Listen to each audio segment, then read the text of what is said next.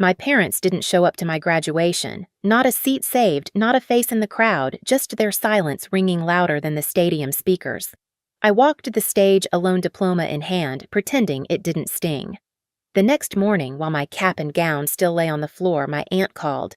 "Your parents are going door to door, borrowing money in your name." I froze. Then I drove straight to their house, and what I saw in that living room made me realize the graduation wasn't the betrayal. It was only the invitation to something far worse. I grew up learning that silence was easier to carry than hope. It started small in ways no one outside a family would notice. At my elementary school recital, I remember standing behind the curtain rubbing the edge of my costume with sweaty hands. Parents filled the auditorium calling out names, waving phones. My mother's seat stayed empty. She arrived halfway through the show, sunglasses still on, whispering that traffic was unbelievable. She never asked what song I sang. I stopped mentioning recitals after that. By middle school, the pattern had settled into my bones. I joined the debate club and made it to the finals. I told my parents the date, twice wrote it on the fridge, even placed the reminder under my mother's coffee mug. She moved it aside without looking.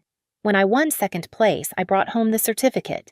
She glanced at it and said, "Nice, but don't let it distract you from real goals." She didn't ask what the topic had been. She didn't ask who I debated. My father just nodded the same nod he used when agreeing to anything that avoided conflict. High school didn't soften anything. My brother Luke blossomed into the Golden Child varsity sports weekend hangouts, endless praise. My mother called him our miracle. When he forgot homework, she drove across town to deliver it. When I stayed late at the library working on a project that counted for half my grade, she texted, "Don't be dramatic. You have keys." Luke brought home average grades and got celebratory pizza. I made honor roll and got silence. Money was the clearest divide. During freshman year of college, I worked 2 jobs, early morning shelving shifts at a bookstore and weekend data entry for a local office. I kept every receipt, every payment stub, every small proof that I wasn't a burden. My parents, meanwhile, told relatives they were supporting me through school that education isn't cheap, but we do what we must for our kids. I heard it at Thanksgiving one year, sitting at the end of the table with my plate half full. My mother spoke loudly enough for the room, smiling as if she were the reason I stayed afloat. What hurt wasn't the lie itself, it was how comfortably she told it. Even birthdays were quiet reminders. On my 18th, I made myself a cake from a boxed mix because my parents were at one of Luke's tournaments. They came home late, tired, and my mother said, "Oh, right today," before going upstairs.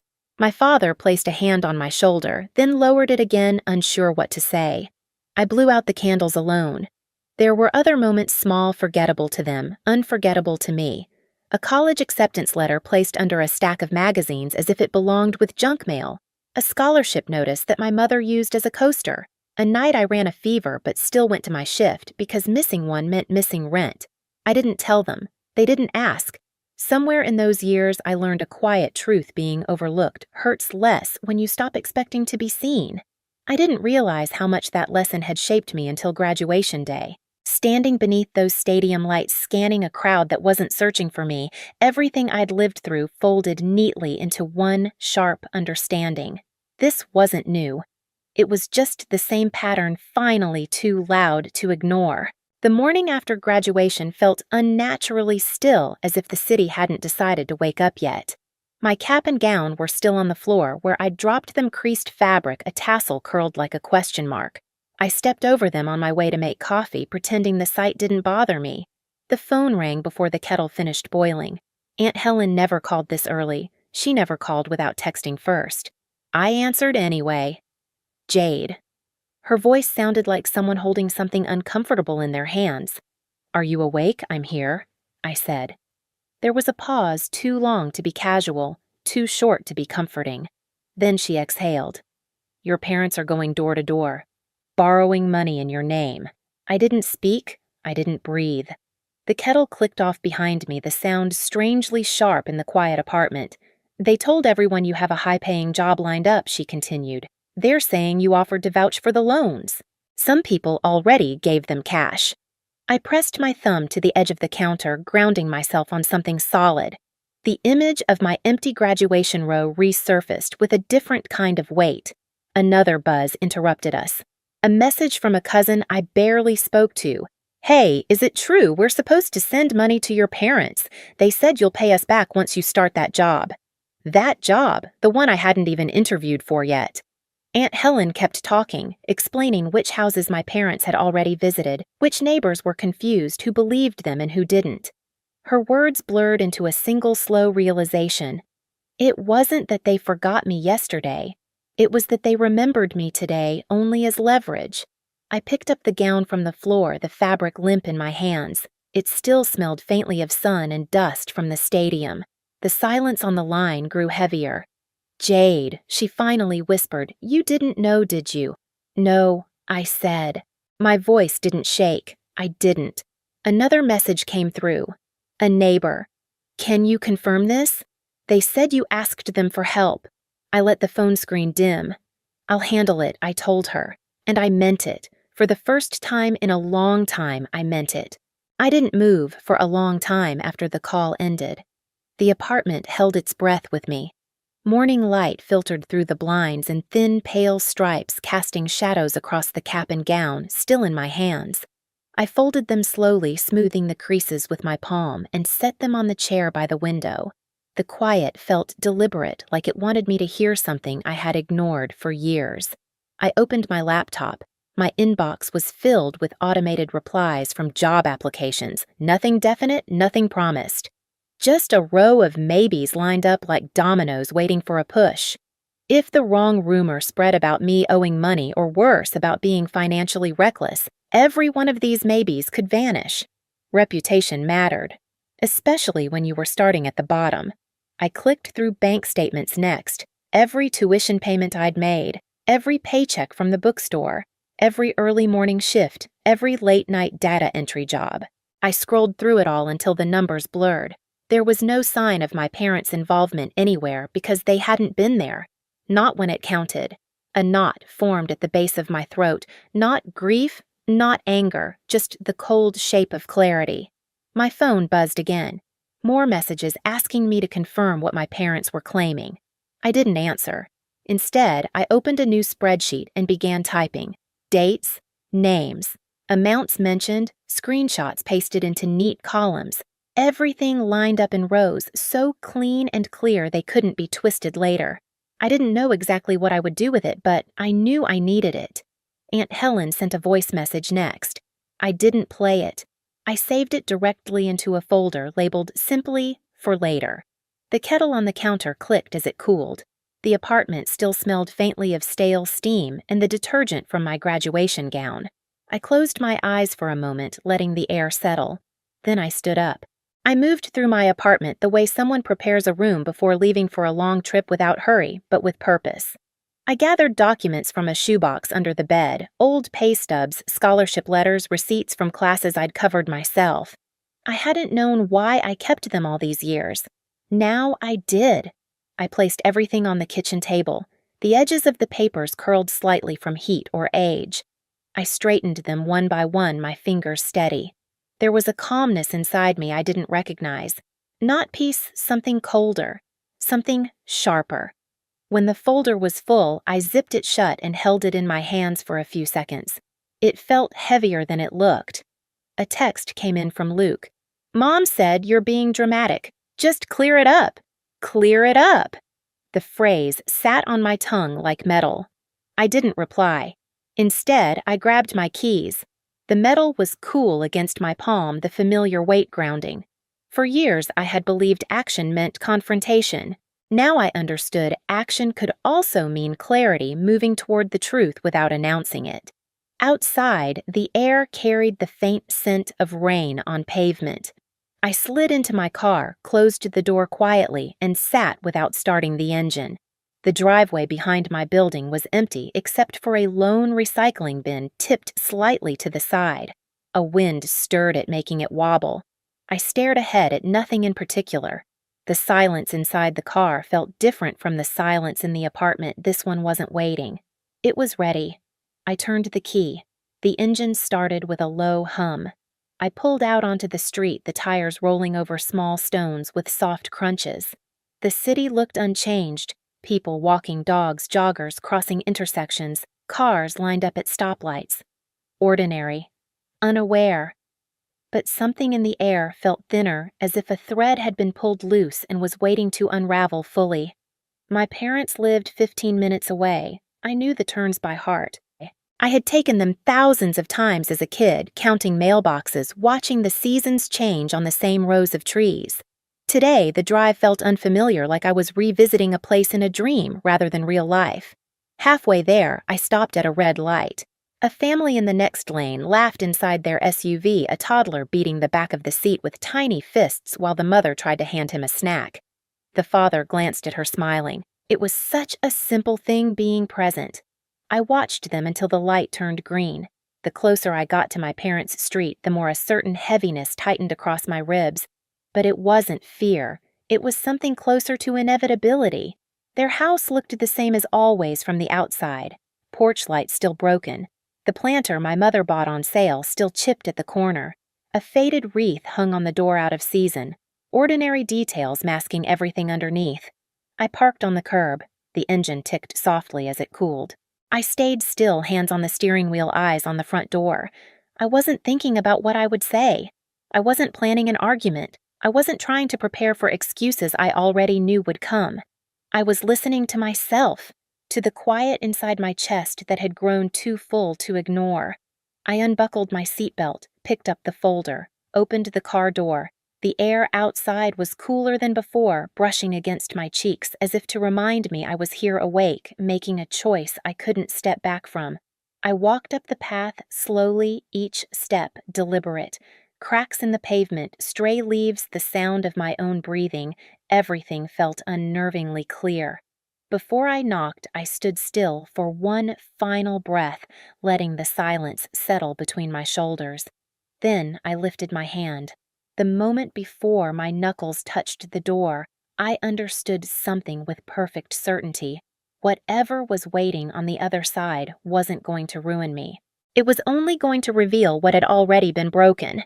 My mother opened the door before I could knock twice. Her expression flickered, surprise, annoyance, calculation, then settled into a tight smile. "Oh, you're here," she said, stepping aside as if doing me a favor. The living room was fuller than I expected. A couple from our extended family sat on the couch, an envelope resting between them.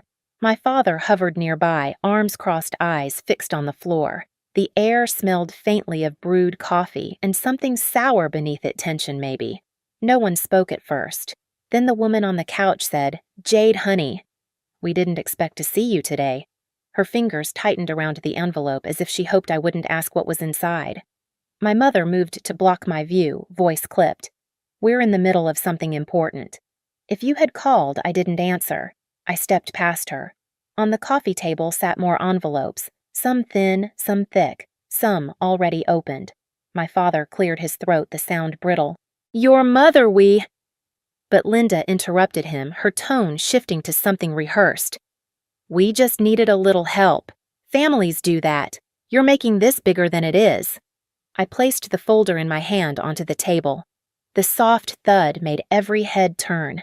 My mother's jaw tightened. "What is that?" "Everything you said I offered to cover," I replied. Her face went pale for a second before settling into indignation. "Jade, don't start.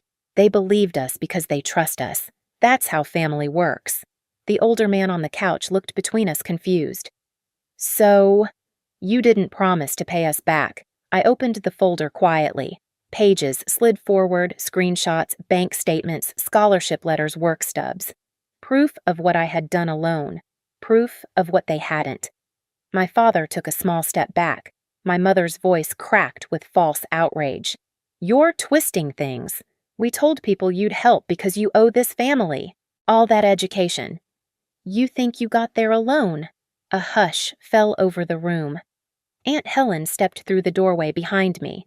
She must have followed when she saw my car outside. She folded her arms, gaze steady. "You didn't pay a cent of her schooling," she said quietly. "You told everyone you did, but we all know who covered what." The couple on the couch stiffened. The woman whispered, "We gave them money because we thought Jade guaranteed it." "I didn't," I said. "I never agreed to anything." My mother's composure cracked. "You're being dramatic. It's not a crime to ask for help." "You didn't ask," I replied. "You used my name."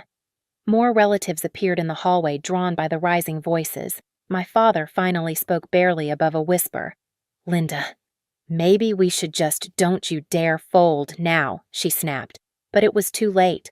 The room had shifted. Faces that once nodded along to her stories were now watching her with something new doubt.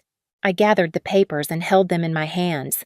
Each sheet felt like a boundary forming. Then I looked directly at her. "If you needed help, you could have asked," I said. "But you didn't ask, you used me." Silence hit the room like a dropped glass. My mother opened her mouth, then closed it again. My father lowered his eyes. The couple placed their envelope back on the table as though it burned. For years, I had been the quiet one. Now, the quiet didn't belong to them. It belonged to me. I didn't remember leaving the house. One moment I was standing in their living room, the air thick with silence that no one dared to break. The next, I was outside on the porch, the door closing behind me with a muted latch. Evening had crept in without my noticing.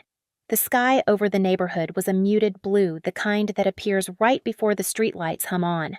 I walked down the steps slowly. The air smelled of cut grass and something faintly metallic spring rain somewhere in the distance. My car was exactly where I'd left it, quiet and waiting.